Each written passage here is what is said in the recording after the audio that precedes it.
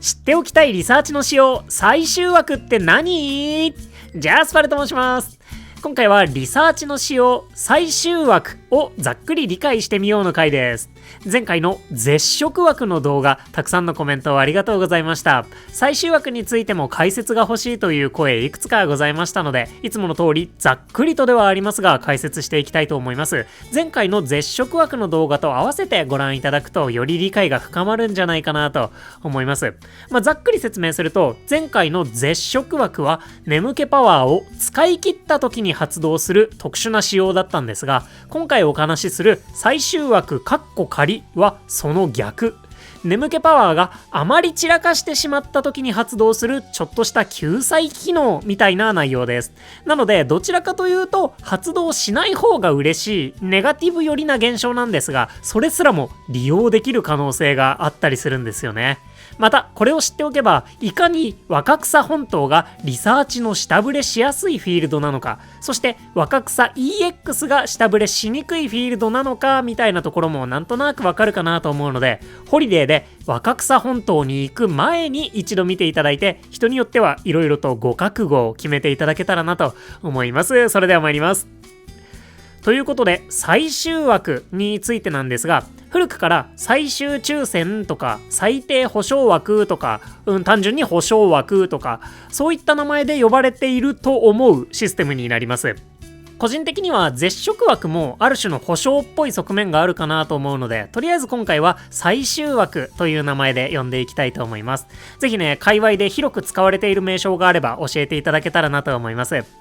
で、この最終枠、言葉だけで簡単に説明すると、リサーチで抽選される最後の1体の寝顔は余っている眠気パワーをなるべく使い切ろうとしてくれるっていうシステムです。ポケモンが8体出現するリサーチであれば、7体まで抽選された後で眠気パワーが残っていれば、それを最も多く使ってくれるポケモンの寝顔が選ばれます。最後の1体だけはガチ抽選じゃないんですよね。で、眠気パワーが残っていなかった場合は絶食枠から選ばれます。これが前回の内容で、話だけ聞いていてもいまいち分かりにくいかと思うので、例としてちょうどいいリサーチを持ってきました。こちら先日のハロウィンで通常の若草本島に行った時のリサーチとなっております。睡眠タイプはぐっすりなんですが、闇鍋の使用やピックアップもあったので、パンプ人たちも出現してくれてますね。そんな4億1000万眠気パワーほどのリサーチなんですが、リサーチ EXP14500 ほどで、夢のかけら25000ほどとなっております。ちょっと物足りない感じでしょうか。ただこのリサーチってバケッチャのお香を使っておりまして、バケッチャの星3寝顔が出現してくれていました。お香のポケモンやキャンチケのプラス1体の枠ってリサーチ結果画面の一番下に表示されるので非常にわかりやすいです。で、お香やキャンチケによって出現したポケモンの寝顔って眠気パワーを消費していません。この4億1000万眠気パワーには手をつけていないんですね。ってことで、バケッチャの星3寝顔の報酬、リサーチ EXP1992、夢のかけら3577を含めずに考えると、この4億1000万のリサーチの純粋な報酬って、リサーチ EXP がおよそ12500、夢のかけらがおよそ21500くらいってことで、ここまで来るとプレイ歴の浅い方でもなんとなくお分かりになりますでしょうか。4億眠気パワーでこんなもんなのと。そうなんですよね。このリサーチめちゃくちゃ下振れちゃってるんです。皆さんはこれどのくらい眠気パワー使えてると思いますか？パルはね、3億いってないんじゃないかなくらいの肌感覚だったんですが、ざっくり調べてみたところおよそ2億5000万眠気パワーくらいでした。なのでこのリサーチ1億6000万眠気パワーくらい闇に消えてしまってるんですよね。3分の1以上が理不尽にも吹き飛んだと。で、最初の話に戻るんですが、最終枠って最後の1体が抽選される時に残っている眠気パワーを最も多く使ってくれる寝顔が選ばれることになっています。せっかく稼いだ眠気パワー、理不尽にも吹き飛んだらあまりにも悲しいということで、システムがアシストしてくれてインチキ抽選してくれるんですね。そうして選ばれた8体目の救世主、若草ぐっすりにおいて最も眠気パワーを使ってくれるポケモンがウォーグルの星3寝顔およそ8500万眠気パワー。なんと最終枠の手助けがあってなお1億6000万吹き飛んでるんですよね。最終枠がなかったら4億の半分以上吹き飛んでいるということで、ちょっとゾッとしますね。まあそんな感じで最終枠に助けてもらえているのかっていうのはさておき、これが分かりやすい最終枠の例になるのかなと思います。どれだけ眠気パワーが余っていても、現状の若草ぐっすりで最も眠気パワーを使える寝顔ってウォーグルの星3寝顔なので、これくらい眠気パワーが高まってくるとリサーチも頻繁に下振れして、結果ウォーグルの顔をしょっちゅう見かけることになります。実際前日のリサーチもぐっすりタイプでウォーグル星3に出会ってたりもします。でこれってつまり、そのフィールドで最も眠気パワーを使う寝顔には意図的に出会いやすいとも言えますよね。これが一つ最終枠の特徴になります。最終枠そのものは日々のリサーチで人知れず私たちを助けてくれているんですが、そのフィールド、その睡眠タイプで最強の寝顔を持つポケモンをこの最終枠の仕組みを使うことで意図的に狙うっていうことも可能なんですね。ちなみに最終枠の時点でお腹の上が空いていれば星4寝顔も選ばれます。まあ大体埋まっちゃってるんですけどね。もしこのリサーチでお腹の上が空いていた場合、おそらくカモネギの星4が選ばれていたんじゃないかなと思います。1億6400万眠気パワーくらい使ってくれたみたいですね。ウォーグル星3の倍近くありますね。そんな感じで若草本島は星3のラインナップが弱めなだけで、お腹の上が空いていればかなり救済としても機能するんですけど、現実はなかなか厳しいところですね。で今話したカモネギは今年の6月に追加されたポケモンで、ポケモンスリープではかなり新しいポケモンです。新しいポケモンほどリサーチ報酬も多い代わりに眠気パワーの消費量が多くなっている、いわゆる強い寝顔になるので、ポケモンが追加されるたびに最強の寝顔って変わっていくものなんですよね。その時々のキングがラインナップされるっていう感じです。ただポケモンが追加されてもすぐに最終枠で出現するようになるわけではないらしく、だいたい 3,4 ヶ月経ったくらいのアップデートでしれっと追加されるみたいなんですね。でこのカモネギ、どうやら10月末頃にシアンぐっすりの最終枠で無事選ばれるようになったとのことで、バージョン 3.0.1 現在はシアンぐっすりの王としてばっこりエナジーを稼げばある程度狙ってカモネギに出会うっていうことが可能となっています。これを活かしてカモネギ厳選もできるんですよね。ラグラージが最終枠に追加されるまでは。この動画を作っていましたらアップデート 3.1.0 の情報が公開されまして、おそらくそこで鳳縁御三家たちが最終枠に入るものと予想しております。ってことでカモネギが追加されてからおよそ1ヶ月後に追加されたラグラージの方が同じくぐっすりタイプでカモネギよりも眠気パワーを多く消費する寝顔だったので、カモネギがシアンぐっすり最強の座に座っていられるのはほんのわずかな期間だけとなってしまいました。まあこんな感じでね、最強の寝顔って絶えず変化してるんですが、眠気パワーがばっこり稼げるようになった後では厳選に利用することも可能かもしれないってことで、頭の片隅でふんわり覚えておいてもらえると何かで活かせるシーンも来ることと思います。グッドスリープデーとかの時にも使えることもありますね。そして通常の若草本島ではお腹の上寝が埋まっていた場合、星3寝顔で眠気パワーをがっつり使える寝顔がかなり少なく、先ほどの私のリサーチのようにせっかく稼いだ眠気パワーの大半が吹き飛んでしまうようなリサーチがどうしても起こりやすいんですよね。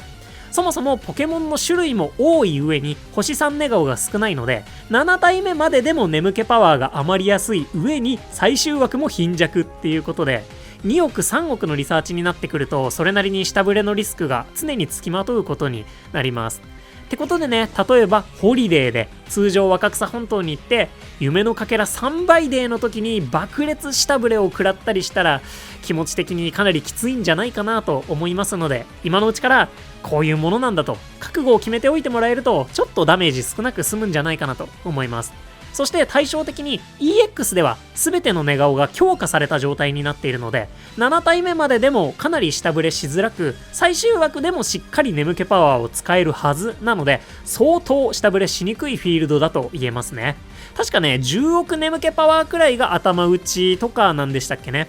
まあ大体マスター20以上は保証外ということなのかもしれません。まあ無課金にはね、2、3年経っても関係ない可能性はありそうなんですが。なお EX はその代償として難易度が劇的に高くなっておりますので、それこそホリデーで行くかどうかっていうのは、氷タイプのポケモンが育ってるかとか、フィールドボーナスを上げられているかとか、伝説のポケモンのお香を使うつもりであれば、星2ネガオのラインすら通常若草の星3ラインより遠いけど大丈夫かなどなど、総合的に考える必要がありますので、なかなか難しいんですよね。と一旦こんな感じで、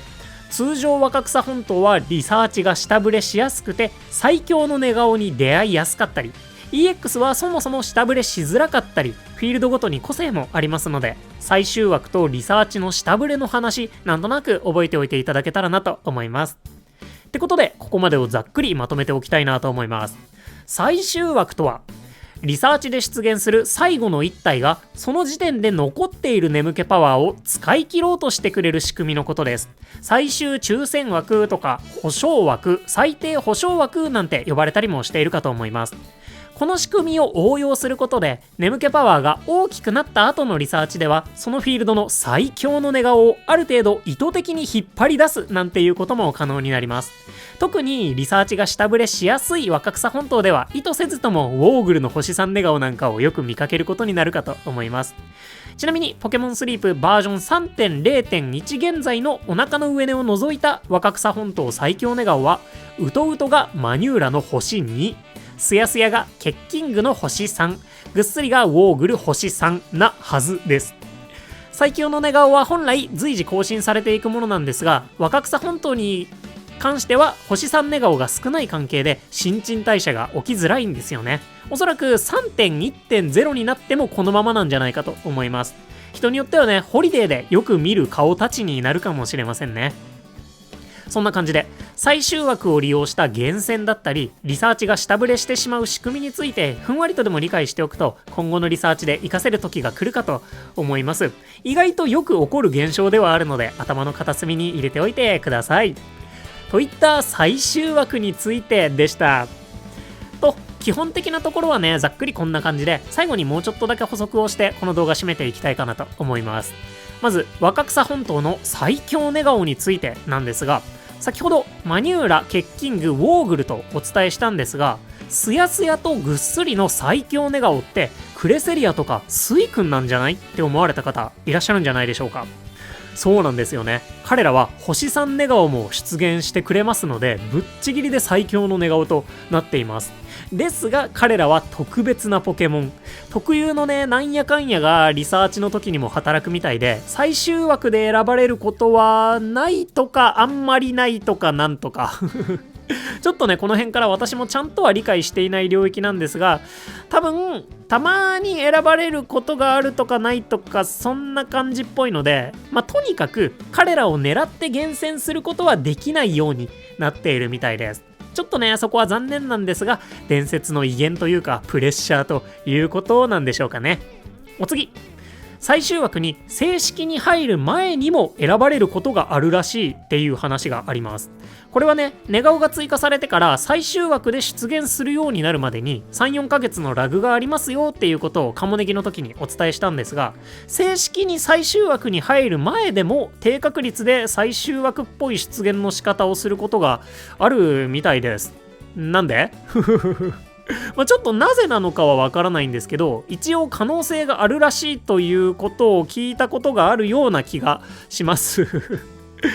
あと詳しくはコメント欄の有識者ニキネキにお任せしたいかなと思います。よろしくお願いいたします。もしかしたらね、もうじき登場するミカルゲとかが早々に最終枠っぽい出現の仕方をしていたらこれかもしれませんね。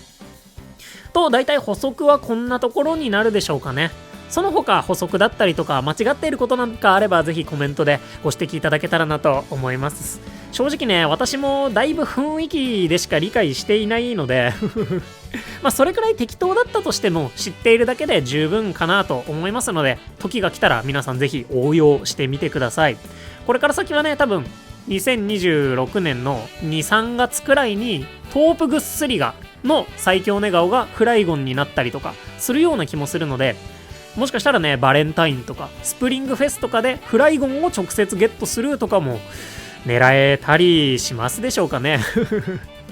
なんかね、皆さんの中の注目の最終枠だったりとか最強寝顔とかがあれば、それもねコメントで教えていただけますと幸いです。